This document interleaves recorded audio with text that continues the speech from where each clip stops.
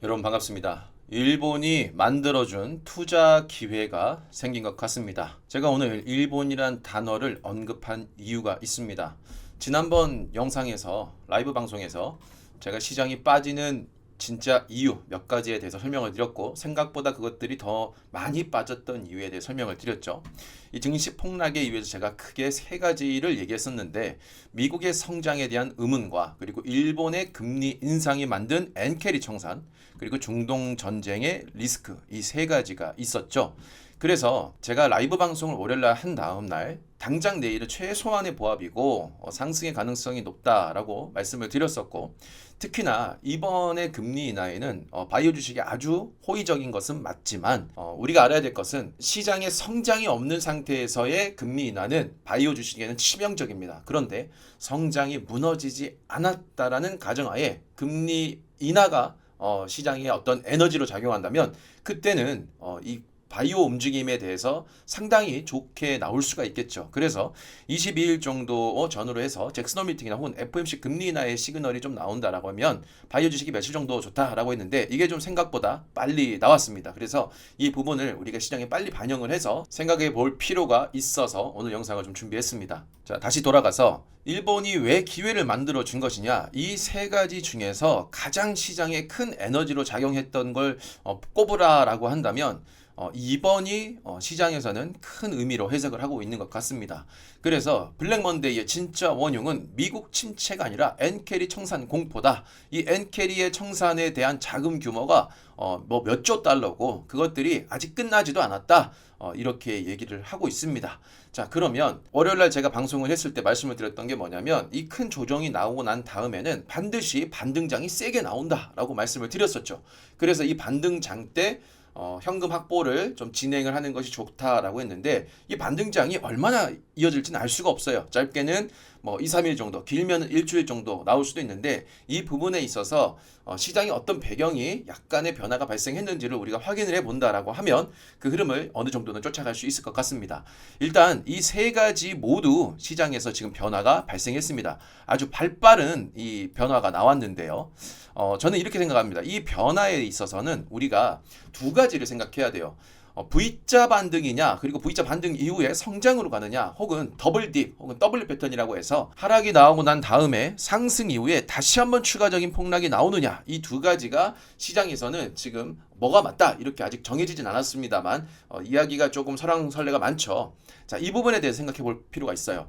지금의 이 배경의 변화가 근본적인 문제를 해결했다라고 하면 그럴 때는 W 패턴 이후에 추가적인 성장, 상승이 나올 수가 있습니다. 그런데 만약에 근본적인 문제를 해결한 것이 아니라 지금 당장에 증상을 완화시키는 정도의 이야기가 나온 거냐? 이거는 이 완화가 당장의 증상 완화를 위한 어떤 변화다라고 하면 그때는 추가적인 큰 조정이 올 가능성이 있다라고 저는 이제 생각하고 있습니다. 그래서 여러분들도 이 부분을 같이 생각해 보시면 좋을 것 같은데 중요한 거는 한 번에 더 큰 조정이 온다 하더라도 대선 전에 시장이 한 번쯤은 그게 상승해 주기 때문에 저는 W 패턴이 아니라 오히려 이 W 이후에 증시가 대선 전에 한 번 더 크게 상승하고 그 다음에 진짜 큰 하락이 오지 않을까라는 생각을 하고 있습니다. 이 생각은 시장의 변화함에 따라서 바뀔 수도 있습니다만 현재까지는 전 W가 아니라 오히려 W 다음에 한 번 더 그림이 좀 그려지지 않을까라는 생각해 봅니다. 자, 일단 이 세 가지의 변화를 한번 보시죠.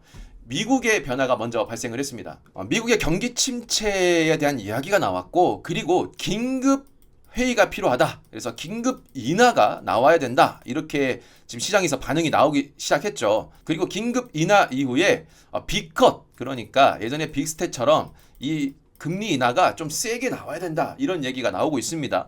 여기에서 시장의 최악의 시나리오는 긴급 인하죠. 연준이 정해진 FOMC 45일마다 있는 FOMC가 아니라 급하게 회의를 열어서 우리 빨리 금리 인하를 하겠습니다. 이런 얘기를 하는 건데 이게 그만큼 시장의 경기가 정말 심각하기 때문에 회의를 하는 거잖아요. 그러면 이게 일단은 들어가냐 안 들어가냐가 중요합니다. 이번 데이터가 나오고 나서 부랴부랴 지금 유명 이제 여러 인사들이 나와서 좀 선을 긋고 있습니다. 일단 골드만삭스 CEO가 가을에 한두 번 정도의 금리 인하는 있을 것 같지만 지금 당장 경기 침체는 없을 것이다 라고 얘기를 했습니다. 자, 그리고 지금 연준이 긴급 금리 인하를 고려해야 되는지를 묻는다면 과거 사례를 볼 때는 아니다. 그러니까 과거와 같진 않다. 이렇게 얘기를 한 거죠. 그리고 데이비드 솔로몬 골드만삭스 최고 경영자는 9월 이전에 아무것도 볼 수 없을 것이다. 시장이 예상하는 긴급 금리 인하는 없을 것이다. 자, 이렇게 지금 못을 박았습니다. 경제는 빠르진 않지만 지속적으로 성장을 해서 경기 침체는 없을 가능성이 높다. 하나같이 이제 비슷한 얘기를 하고 있죠. 조정을 받는 것이고 강한 상승 중에 조정을 받는 거고 그만큼 건전한 현상이 될 수도 있다. V자 반등을 얘기하는 거죠. 연준의 주요 인사들도 선을 그어서 얘기를 하고 있습니다. 메리 데일리 샌프란시스코 연방준비은행 총재가 노동시장 성장세가 둔화하고 있다는 점을 확인했다. 너무 둔화해서 경기 침체로 가지 않게 하는 것이 매우 중요하다. 다만 7월 고용 보고서에서는 일시적 요인들이 많았다. 자, 일시적이라는 단어를 썼죠.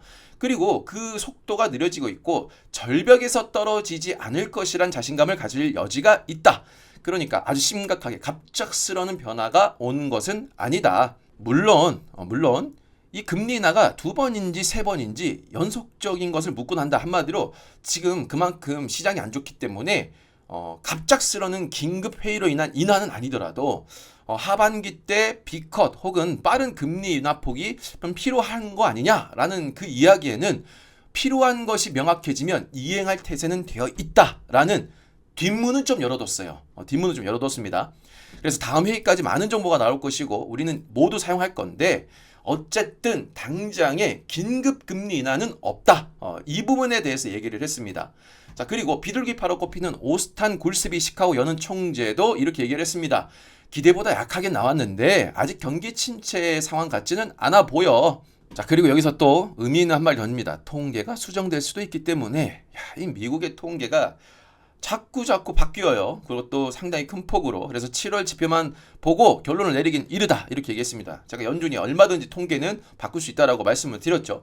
그리고 당장 바꾸지 않는다 하더라도 그 다음에 어떤 지표들이 충분히 좋게 나오게끔 연준과 미국 재무부가 힘이 좀 있기 때문에 당장 한 번의 데이터만 가지고 침체를 논할 수는 없다라고 말씀을 드렸었죠. 자, 여기에 또 한 가지 메리 데일리처럼 한 가지 또 뒷문을 열어두는 발언을 합니다. 고용, 물가, 금융 안정 중 어느 하나라도 악화하고 있음이 나타나는 여건들, 경제 여건들이 줄여 집단으로 들어오기 시작한다면 우리는 문제 해결에 나설 것이다. 한마디로 지금 당장은 너무 놀라지 마. 근데 혹시라도 그런 상황이 나오면 우리는 준비는 되어 있어. 근데 이 준비가 아주 급격하고 급진적인 금리 인하를 할 수 있다라는 얘기는 한 거죠. 그러니까 실제로 그런 일이 아예 없어 라고 못을 박은 것은 아니고 지금 너무 놀랄 필요는 없어. 근데 혹시라도 그럴 수는 있는데 그걸 우리가 그렇게 할 수는 있어 라고 얘기를 한 거죠. 물론 공격적으로 금리 인하를 해야 된다라는 이야기가 계속적으로 나오고 있습니다. 긴급은 아니지만. 그러니까 이건 무슨 얘기죠? 제가 아까 말씀드렸던 근본적인 부분이 해결이 된 것이 아니라 이것은 현상에 대해서 아주 일시적으로 해소를 시킨 것 정도밖에 되지 않는다. 그래서 근본의 해결이 아니라 증상 완화 정도만 한 상태다. 이렇게 볼 수가 있습니다. 자, 그리고 두 번째, 일본이죠. 자, 지난번에 일본이 아주 긴급적인 금리 인상을 했습니다. 시장이 예상치를 못했죠. 예상을 20%대밖에 되지 않았는데도 갑작스럽게 금리 인상을 했는데 이번에는 총재가 아니라 부총재가 나타납니다. 이 양반이 등판을 해가지고 시장이 불안정한 상황에서는 금리 인상을 하지 않을 것이다 라고 백기투항하는 발언을 했습니다. 이 금리 인상하겠다고 세게 발언한 것 때문에 화들짝 놀란 거죠. 그렇다고 또 총재가 나온 건 아닌데 어쨌든 부총재 역할이 좀 우리가 집에서도 아빠가 크게 혼내면 엄마가 달래주듯이 부총재가 나와서 시장을 좀 달랜 겁니다. 그래서 총재가 10월 달에도 얼마든지 금리 인상을 할 수가 있고 0.5%까지 인상할 수 있다라고 얘기를 했는데 거기까지는 아니다. 시장이 불안하기 때문에 금리 인상은 안 할 겁니다. 이거 총재가 나와서 얘기했으면 더 좋았을 것 같은데 총재가 일주일 만에 발언을 그냥 뒤바꾸는 거기 때문에 거기까지는 조금 그들의 입장도 있으니까 거기까지 못 간 것 같습니다. 그리고 이 부총재는 당분간 현 수준에서 금융 완화라는 단어를 붙였죠. 계속해 갈 필요가 있다. 놀라지 마. 우리가 긴축은 하지만 그렇게까지 급진적으로 금리 인상은 안 할 거야 라고 부총재가 얘기를 했습니다. 이건 또 반대로 얘기하면 뭡니까? 시장이 뒤바뀌면 얼마든지 총재가 또 나와서 아니야 그 부총재 얘기고 나는 이렇게 할 거야 라고 얼마든지 바꿀 수가 있습니다. 물론 일본은행에서 뭐 총재든 부총재든 방향을 조금 바꾼 건 맞습니다. 하지만 일본이 급작스럽게 금리 인상을 한 이유가 뭐냐 이거죠. 그 근본적인 이유가 뭐냐? 너무나도 오랜 기간 동안 입으로 구두상으로만 긴축에 대한 얘기를 했고 실제로 그걸 행하지 않았기 때문에 시장은 일본 정부에 대한 구두상의 개입은 전혀 지금 믿고 있지 않습니다. 그게 많은 투기 세력 혹은 헤지펀드들이 일본의 엔화를 가지고 놀고 있기 때문에 일본이 칼을 꺼내든 것인데 그게 아주 많이 늦은 거고, 그리고 그 칼을 꺼낸 거에 있어서 오히려 반대 힘이 작용을 해서 우리가 어떤 금융시장이라는 건 너무 한쪽으로 급하게 움직이는 건 좋지 않거든요. 너무 급하게 올라가서 엔화 가치가 떨어져서 깜짝 놀라서 일본이 칼을 꺼내줬는데 이번엔 반대로 또 밑으로 너무 큰 쪽으로 간 거죠. 게다가 이게 지금 미국을 비롯해서 전 세계 시장에 영향을 같이 준 거예요. 일본 시장만 주면 상관이 없는데 이거 미국이 가만히 있었겠습니까? 분명히 뒤에 어떤 이야기가 있었겠죠. 너네 지금 미친 거 아니야? 이런 이야기가 분명히 나오지 않았겠습니까? 그렇기 때문에 일본이 급하게 엎드려 지금 사과를 한 겁니다. 어쨌든 이것 때문에 엔캐리 청산에 대한 리스크가 좀 수그러들었다. 하지만 근본적인 문제가 해결되진 않았다. 이렇게 생각하시면 될 것 같고요. 그리고 세 번째가 바로 중동이었죠. 이 중동에 대해서도 조금 변화가 나왔습니다. 국제사회가 확전을 막자라고 외교 총력전을 벌였는데 이 어디까지 나섰냐? 러시아까지도 나왔습니다. 러시아까지도. 이 푸틴이 가가지고 야 적당히 해 적당히. 그 정도로 심하게 할 필요는 없어. 이렇게까지 얘기를 했는데 야, 웃긴 거죠. 전쟁을 하고 있는, 심지어 전쟁을 벌인 푸틴이 중동에 가서는 야, 좀 너무 가진 말어. 너무 선을 넘진 말어. 이렇게까지 얘기하는 게 참 아이러니한 상황인데 이게 저는 이렇게 생각합니다. 실제로 중동은 전혀 막 켜지고 있는 어떤 그런 움직임을 보이고 있지 않아요. 그러니까 전혀 조금 완화되는 모습이 아니에요. 계속 사령관을 암살하고 있고 지금 서로 미사일을 막 주고받고 헤즈볼라가 됐든 다른 무장단체가 됐든 지금 이란이 당장 예전처럼 이빨 빠진 이란이 됐죠. 이란이 당장 예전처럼 호전적으로 막 전쟁을 일으키고 있진 못하지만 그 밑에 있는 친이란 세력들하고는 엄청나게 부딪히고 있습니다. 즉 시장에서는 야 그래도 여러 국가들 유럽도 나서고 지금 러시아도까지 나섰으니까 이거 미국을 비롯해서 다 나서니까 좀 완화되겠지 이런 기대감이 생긴 것이지 실제로 그 움직임이 멈추고 있다. 절대 그렇게 볼 수는 없습니다. 즉 이 부분에 있어서도 증상 완화 정도밖에 되지 않습니다. 실제로 지속적으로 폭격을 주고받고 있고 그 긴장감은 계속적으로 커지기 때문에 이 부분도 역시 해결되긴 어렵습니다. 자, 그래서 우리나라에서도 이스라엘 레바논 접경 지역에 주의가 아니라 이제 금지로 바꿨습니다. 아예 확전 위험이 있기 때문에 여행 금지로 했고요. 지금 다른 국가들도 대부분의 자국민들을 철수를 시키고 있습니다. 이게 그만큼 심각하기 때문이에요. 그렇지 않았으면 이 정도까지는 움직이지 않았겠죠. 이미 항공사들의 노선도 전부 다 바꾸고 있고요. 자, 거기다가 이게 지금 중재를 해줘야 될 게 미국이잖아요. 근데 이 전쟁 억제력을 가진 일단 미국의 대통령은 현재 공석입니다. 사실상 공석이죠. 그러니까 지금 이거를 막을 힘이 없어요. 그래서 미국 내에서 갑작스럽게 이런 조사가 합니다. 우리 군대 파병하는 거에 대해서 어때? 라고 이 시점에서 은근슬쩍 이제 조사를 한번 했습니다. 조사를 했더니 어떻게 나왔느냐? 과반수 이상이 파병에 반대를 한다고 합니다. 예전 같았으면은 도와줘야 돼 라고 했단 말이에요. 감성적인 미국인들이. 근데 이렇게까지 이 파병을 반대하는 게 55%인데 이게 과반수 이렇게 밑으로 나온 게 2010년 이래 최저 수준이라고 합니다. 그러니까 이제 미국인들의 분위기도 완전 바뀐 거예요. 거길 뭐더러 가서 도와줘. 지금 우리 미국인들이 더 중요하잖아. 산업에서도 우리 미국인들이 먼저고 아메리칸 퍼스트 이게 중요한데 야 근데 우리 소중한 이 군대를 보내서 거기 희생시킬 필요가 있어? 없어. 미국의 분위기가 완전 바뀐 겁니다. 이게 여론이 이렇게 안 좋으면 대통령이 아주 강력한 파워를 가지고 있을 때는 어떻게든 그나마 여론을 좀 무시하고서라도 도와줄 텐데 지금 힘도 없는 상태, 대통령이 정해진 것도 아닌 상태에서 여론마저 이렇다라고 하면 미국이 적극적으로 개입을 해서 중재를 하기가 어렵습니다. 특히나 이 이란 같은 경우에는 이 네타냐후가 정치적으로 움직임이 정말 좋지 않아요. 얘는 지금 어떻게든 전쟁을 벌여가지고 뭔가를 해야 돼요. 근데 아이러니하게도 지금 이스라엘에 역대급의 어떤 군수, 그러니까 무기를 지원해 준 게 바로 어디입니까? 미국입니다. 미국. 어마어마하게 많은 힘이 쌓였고요. 이란은 이빨 빠진 호랑이에요. 자본적으로나 군비적으로나 그 정도의 힘이 과거처럼 없습니다. 근데 이스라엘 입장에서 보세요. 엄청나게 많은 무기, 전투기 지금 죄다 끌어와가지고 이 군력은 어마어마하게 지금 끌어올려놨어요. 힘이 쌓였습니다. 근데 중동 국가들 주변에 친이란 세력들과 이란도 지금 이빨 빠졌는데 주변에 지금 이란의 친이란 무장단체들이 여기 옆에서 지금 자꾸 까불거든요. 그럼 이거 이스라엘 가만히 있을 수 있나요? 지금이 바로 절호의 찬스예요. 이걸 막을 만한 이 어떤 미국의 힘도 약해져 있고 이란도 이빨 빠져 있고 내 힘은 어마어마하게 쌓여 있는 상태에서 과연 이들이 가만히 있을 것이냐? 저는 절대 그럴 리가 없다라고 생각합니다. 인간의 본성, 특히나 인류 역사상 힘이 쌓였을 때 전쟁이 일어나지 않았던 적은 없습니다. 이게 우리가 생각하는 것처럼 이스라엘하고 이란하고 진짜 막 전면전을 벌인다, 이게 아니라 우리가 생각하는 것 이상의 분쟁 이상 수준의 어떤 움직임이 나올 가능성이 충분히 있습니다. 그래서 지금 시장을 보면 이 세 가지 다 증상 완화 정도의 모습이 나왔습니다. 거기에는 일본이 앞장서서 일주일 만에 말을 완전히 뒤바꿔 버렸기 때문에 그 힘이 좀 더 강하게 작용을 한 것 같습니다. 그러면 자, 미국도 나서서 우리 경제 침체 아니야, 성장은 좋아, 괜찮아 괜찮아. 게다가 지금 제가 여기 자료 넣지 않았지만 미국에서 GDP가 갑자기 또 이 타이밍에 아주 공교롭게도 상향 수정됐습니다. 상향 수정됐어요. 얼마 전까지 GDP 나오에서 하향이었거든요.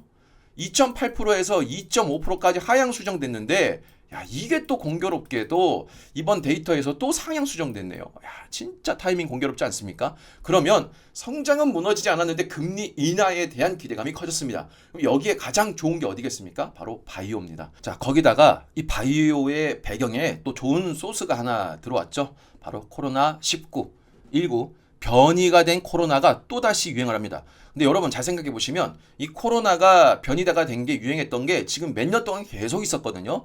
근데 이번에는 이게 조금 기사가 많이 나옵니다. 올림픽 선수촌까지도 덮쳤답니다. 야, 우리가 이거 코로나가 이거 다시 또 퍼지는 거 아니야? 지금 입원 환자가 또 5배나 증가를 했대. 야, 이렇게 나오니까 지금 코로나와 관련된 바이오 주식들 많이 올랐습니다. 근데 지금 뭐 완전 바닥까지 찍혔다가 살짝 반등한 정도밖에 되지 않습니다. 최근에 하루 이틀, 한 3일 정도 많이 오르긴 했습니다만 그렇게까지 크진 않고요. 특히나 성장이 살아있는 상태에서 금리 인하에 대한 호재까지 붙었어요. 자, 그리고 셀트리온, 휴재가 같은 바이오 기업들의 실적이 완전히 서프라이즈하게 또 나온 거예요. 그러니까 바이오 주식들의 그동안 우리가 시장에서 알려지지 않았던 알테오젠, HLB 같은 그런 대형 기술이 집약된 바이오주들이 아니라 약간 중소 바이오 주식들이 지금 이번에 또 힘을 받는 겁니다. 왜? 금리 인하에는 중소 바이오 주식들이 좋습니다. 성장이 죽으면 중소 바이오는 최악이지만 성장이 살아있는 상태에서 금리 인하, 거기에 코로나까지 나왔다. 그러면 이 기업들이 좋을 수밖에 없습니다. 지금 증상 완화가 어쨌든 세 군데 동시다발적으로 나왔기 때문에 이번에 상승장이 조금은 더 길게 갈 수는 있을 것 같습니다. 그리고 그 안에서는 반도체가 아니라 저는 바이오다라고 보고 있고, 특히 바이오에서도 중소 바이오 주식들을 보는 것이 좋을 것 같습니다.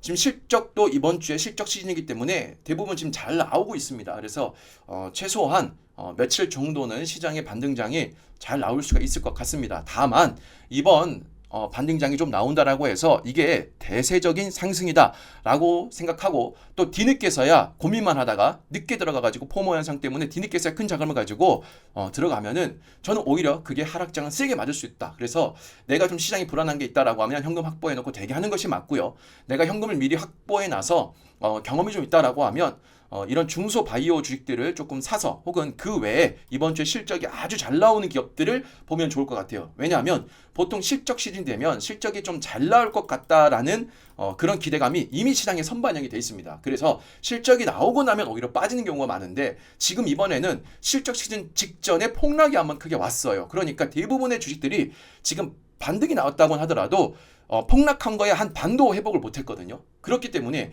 실적이 잘 나온 기업들은 오히려 그 실적 이후로 한 2, 3일 정도 상승이 더 잘 나올 수가 있습니다. 그래서 포인트가 중소 바이오 그리고 실적 시즌에서 실적이 잘 나온 기업들을 며칠간 관심을 좀 가져와 본다라고 하면 아주 괜찮은 결과가 나올 수 있을 것 같고요. 아니면 어쨌든 시장은 지금 근본적인 해결이 된 것이 아니기 때문에 여전히 보수적으로 좀 보는 게 좋을 것 같습니다. 상승에 대한 맹신은 좋은 시기 때는 정말 높은 수익으로 보답을 하지만 지금과 같이 변동성이 클 때는 내 믿음을 반하는 내 발등을 오히려 찍는 그런 결과를 만들 수 있습니다. 주식시장에서 오래 계시지 않았던 분들은 최근에 몇 년 동안의 데이터만 가지고 무조건 떨어지면 사면 된다 이런 얘기를 하시는데 정말 폭락장을 최소한 한 번이라도 경험해 보면 그런 말이 얼마나 위험한 얘기인지 알 수 있을 겁니다. 하루 이틀 정도 좀 늦게 얘기한 게 좀 개인적으로는 좀 죄송스럽고 아쉽지만 그래도 우리 시청자 여러분들, 투자자분들이 최대한 빨리 좀 알 수 있게 급히 좀 영상을 좀 촬영했고요. 항상 어려운 시장임에도 불구하고 이렇게 변동성이 크다는 것은 정상적이 않는 상황이기 때문에요. 여러분들이 항상 힘을 내고 잘 살아남았으면 하는 바람을 좀 갖고 있습니다. 자, 그리고 이 영상을 확인하실 내일 오전부터는 제가 시장이 너무 어렵고 급히 좀 의지하고 또 정보를 받는 분석하는 것을 필요로 하신 분들이 많을 것 같아서 제가 이렇게 시장이 어려울 때마다 한 번씩 오픈하는데요. 우리 무료 카톡방으로 제가 오픈을 해서 특히나 최근에 또 법안이 바뀌어서 저희 멤버십도 무료 카톡방을 오픈할 예정이고요. 많은 분들이 좀 참여하셔서 같이 으쌰으쌰 또 힘을 내셨으면 좋겠습니다. 이 무료 카톡방에서도 제가 열심히 또 시장 상황에 대해서 빠르게 얘기를 해드릴 테니까요.